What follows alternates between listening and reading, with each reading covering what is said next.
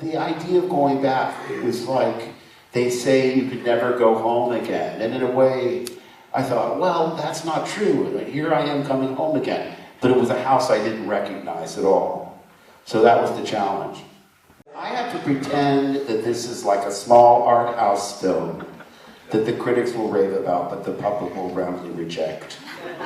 Because if I really thought about, intellectually, the camera this far from your face, and it's forever, and I can't go back and change it, I'd just be in the fetal position in a corner.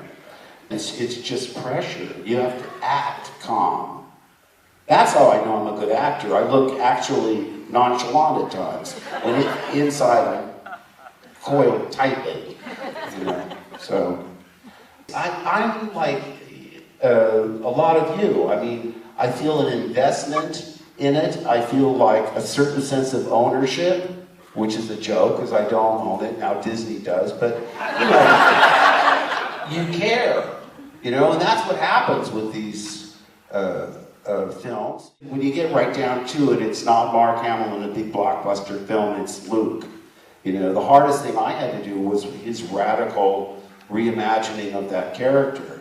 So, you had to figure out your backstory, even though it's not important to the audience, it's important to the actor to know, hey, what happened between the last one and this one, where the most optimistic guy in the galaxy becomes a suicidal, cranky old man telling people to get off his lawn.